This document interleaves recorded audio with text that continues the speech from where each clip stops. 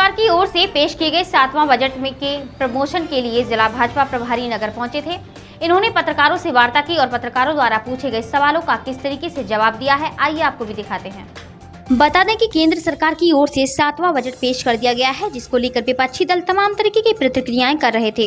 इन प्रतिक्रियाओं पर विराम लगाने के लिए बजट का प्रमोशन किए जाने के निर्देश भाजपा हाईकमान की ओर से कर दिए गए थे, जिसके चलते जिला प्रभारी भाजपा अनिल चौधरी पत्रकारों से रूबरू हुए। एक निजी होटल में उनकी ओर से पत्रकार वार्ता की गई, जिसमें उन्होंने बजट के बारे में जानकारी देते हुए बताया है कि समाजवादी पार्टी की ओर से इस बात का भ्रम फैलाया जा रहा है कि बजट में उत्तर प्रदेश सरकार को खासा महत्व नहीं दिया गया है, उत्तर प्रदेश के लिए कम बजट दिया गया है। इन सब बातों का खंडन करते हुए उन्होंने विस्तृत रूप से उत्तर प्रदेश के लिए केंद्र सरकार की ओर से कितना बजट दिया गया है जिसकी जानकारी दी है। साथ ही पत्रकारों द्वारा पूछे गए तमाम सवाल लोकसभा चुनाव में हुई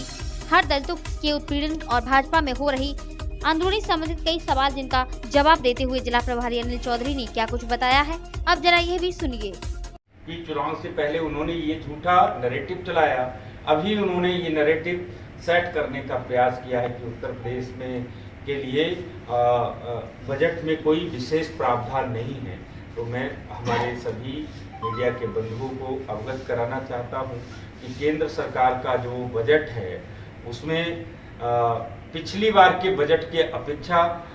केंद्र सरकार ने उत्तर प्रदेश के लिए अधिक धन का आवंटन किया है। उसमें मैं बताना चाहता हूं, माननीय वित्त मंत्री जी ने उत्तर प्रदेश के विकास के लिए 2.44 लाख करोड़ का आवंटन किया है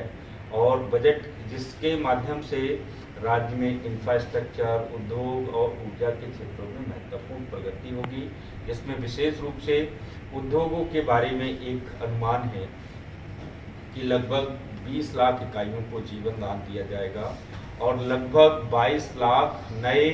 उद्यमी इस बजट में जो प्रावधान है उसके माध्यम से उत्तर प्रदेश में तैयार होंगे। शिक्षा के क्षेत्र में केंद्र सरकार की ओर से लगभग 1000 ITI को हब और स्पोक व्यवस्था में अपग्रेड करने की घोषणा इस बजट में की गई है। 100 ITI कॉलेज को अपग्रेड करने की व्यवस्था की गई है,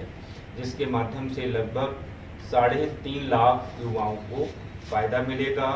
और इंटर्नशिप योजना के माध्यम से 2 लाख युवाओं को भी लाभान्वित होंगे। इंफ्रास्ट्रक्चर के माध्यम से मैं आपको बताना चाहता हूं, उत्तर प्रदेश हाईवे के लिए, विशेष तौर से हाईवे के लिए चालू वित्त वर्ष में 40,000 करोड़ रुपए इस बजट के माध्यम से उत्तर प्रदेश को मिलेंगे।